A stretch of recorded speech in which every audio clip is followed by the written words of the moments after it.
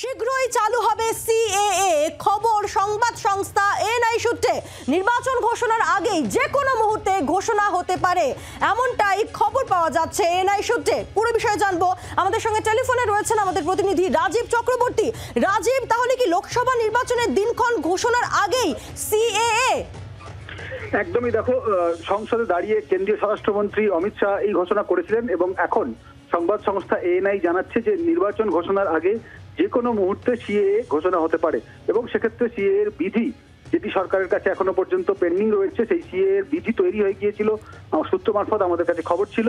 এবার সিএএ এর বিধি ঘোষণা হয়ে যেতে পারে, সেক্ষেত্রে রাজ্যে সিএএ চালু হওয়ার কিন্তু একটা সম্ভাবনা তৈরি হলো এবং এক্ষেত্রে একটি সংবাদ সংস্থা যেটা জানাচ্ছে যে কোনো মুহূর্তেই সিএএ এর বিধি ঘোষণা হবে, সেটা নির্বাচন ঘোষণা হতে পারে। নির্বাচন কমিশন সূত্রে খবর যে মার্চ মাসের দ্বিতীয় সপ্তাহ নাগাদ নির্বাচন ঘোষণা হওয়ার একটা সম্ভাবনা রয়েছে। তার আগেই সিএএ এর বিধি চালু করে দিতে পারে কেন্দ্রীয় সরকার, আর সেক্ষেত্রে সিএএ কিন্তু লাগু হতে পারে এবং পশ্চিমবঙ্গে নির্বাচনে এটি একটি বড় ইস্যুও হতে পারে সিএএ। এবং এই সিএএ যে বিধি, সেই বিধি পশ্চিমবঙ্গের নির্বাচনে বড় প্রভাব ফেলবে বলে রাজনৈতিক মহল মনে করছে।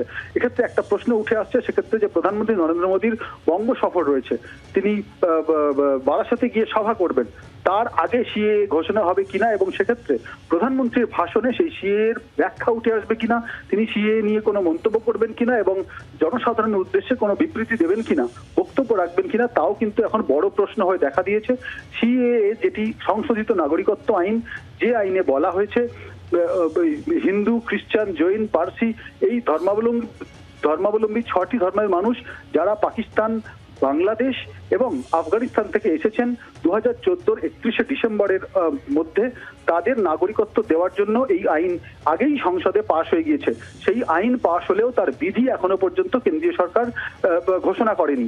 সেই বিধিটি কিন্তু এবার ঘোষণা হতে চলেছে এবং সেই বিধি ঘোষণা হলে সিএএ আইন চালু করার ক্ষেত্রে আর কোনো বাধা থাকবে না এবং পশ্চিমবঙ্গে বিজেপির ক্ষেত্রে একটি বড় ইস্যু এই সিএএ, যার বিরোধিতা রাজ্যের শাসক দল তৃণমূল কংগ্রেস আগাগোড়া করে আসছে এবং সেক্ষেত্রে সিএএ এর বিধি ঘোষণা করা হয়ে গেলে লোকসভা নির্বাচনে তার যে একটা বড় ইস্যু হতে পারে তার বলার অপেক্ষা রাখে না এবং সেক্ষেত্রে কিন্তু মনে করা হচ্ছে খুব শীঘ্রই সিএএ এর বিধি ঘোষণা করার অর্থ কিন্তু লোকসভার নির্বাচনে এই সিএএটি বড় একটি ইস্যু হবে এবং সেক্ষেত্রে নির্বাচনী ইস্যু হওয়ার অর্থ তা কিন্তু রাজনৈতিক একেবারে বিতর্ক, রাজনৈতিক টানাপোড়েন এবং বিজেপি বনাম তৃণমূল কংগ্রেস এবং অন্যান্য রাজনৈতিক দলগুলির মধ্যে যে রাজনৈতিক দ্বন্দ্ব, রাজনৈতিক বিবাদ এবং রাজনৈতিক তর্ক, তাতে সিএএ একটি বড় ভূমিকা পালন করবে।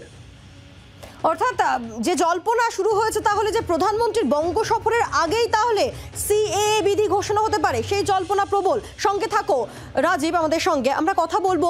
তৃণমূল নেতা শান্তনু সেন আমাদের সঙ্গে রয়েছেন এই মুহূর্তে। শান্তনু বাবু, যে খবর পাওয়া যাচ্ছে এনআই সূত্রে যে লোকসভা নির্বাচনের দিনক্ষণ ঘোষণার আগেই সিএএ বিধি চালু হতে পারে। দেখুন, এই সিএএ নিয়ে নাটক বিজেপি 5 বছর ধরে করছে। 2019 সালে গায়ের জোরে বুলডোজার চালিয়ে বিল পাস করিয়ে রাষ্ট্রপতির অনুমোদন পাওয়ার পরে 4.5 বছর পেরিয়ে যাওয়ার পরেও আজ অব্দি রুল ফ্রেম করতে পারেনি। রুল ফ্রেম করার জন্য 9 বার তারা এক্সটেনশন চেয়েছে টাইম।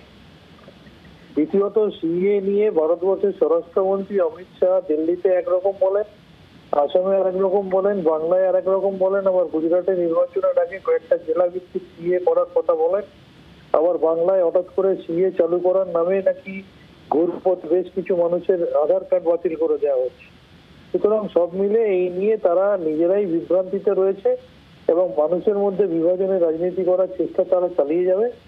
আমাদের স্ট্যান্ড অত্যন্ত পরিষ্কারভাবে আমাদের নেত্রী মমতা ব্যানার্জি বলে দিয়েছেন, যারা এই দেশে দীর্ঘদিন ধরে আছে, যারা এখানে ভোটাধিকার প্রয়োগ করে রাজ্য সরকার, কেন্দ্রীয় সরকার নির্বাচিত করেন, তারা সবাই আমাদের এখানকার নাগরিক।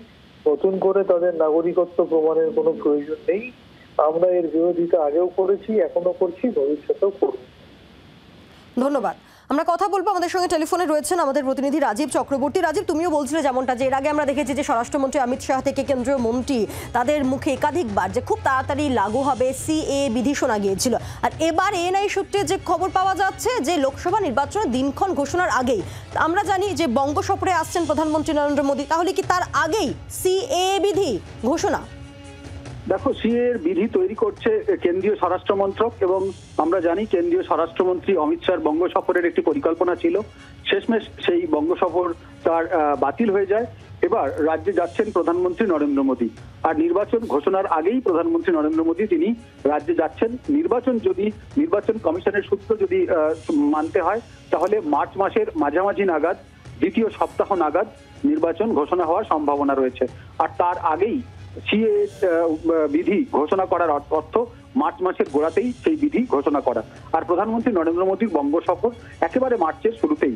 সেক্ষেত্রে সিএ এর বিধি ঘোষণা এবং প্রধানমন্ত্রীর বঙ্গ সফর এবং একেবারে প্রধানমন্ত্রী নরেন্দ্র মোদীর জনসভা, সেক্ষেত্রে কিন্তু স্বাভাবিকভাবেই উঠে আসছে একটি প্রশ্ন, তাহলে যে প্রধানমন্ত্রীর সভায় এই সিএ কেন, কি এবং তা কতটা প্রয়োজন, তা কতটা বিতর্কের বিষয়, এই বিষয়ক ব্যাখ্যা প্রধানমন্ত্রী নরেন্দ্র মোদী তিনি দেবেন কিনা।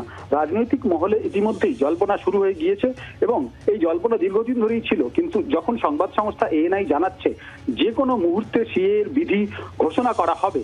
আমরা জানি এই সিএ আইন চালু হয়েছে ঠিক 5 বছর আগে। রাজীব, তোমাকে আরো একবার একটু থামাবো। আমাদের সঙ্গে রয়েছেন আইনজীবী এবং সিপিএম নেতা বিকাশ রঞ্জন ভট্টাচার্য রয়েছেন আমাদের সঙ্গে।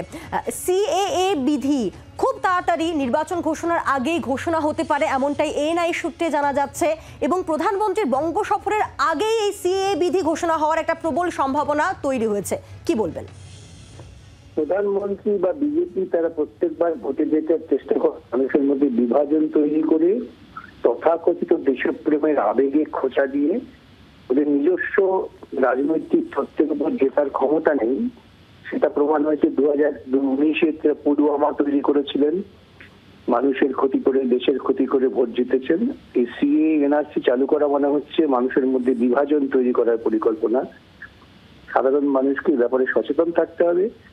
সিএ এনআরসি চালু করার পরিকল্পনা করলেই ভোটে বিজেপিকে বর্জন করতে হবে, দেশের শান্তির জন্য, মানুষের ঐক্যের জন্য। ধন্যবাদ।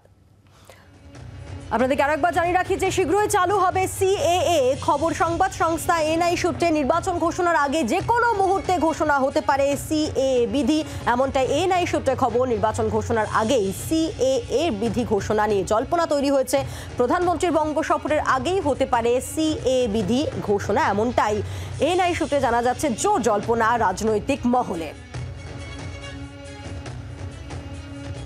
আমরা কথা বলবো, আমাদের সঙ্গে রয়েছেন বঙ্গ বিজেপির সভাপতি সুকান্ত মজুমদার রয়েছেন আমাদের সঙ্গে। সুকান্ত বাবু, বঙ্গ সফরে প্রধানমন্ত্রী রয়েছে, তার আগেই যে জোর জল্পনা শুরু হয়েছে যে সিএ বিধি ঘোষণা হতে পারে, এবং যাকে কেন্দ্র করে বিরোধীরা বলছে যে ভোটের জন্যই এই সিএ এর বিধি ঘোষণা করতে চলেছেন নরেন্দ্র মোদী।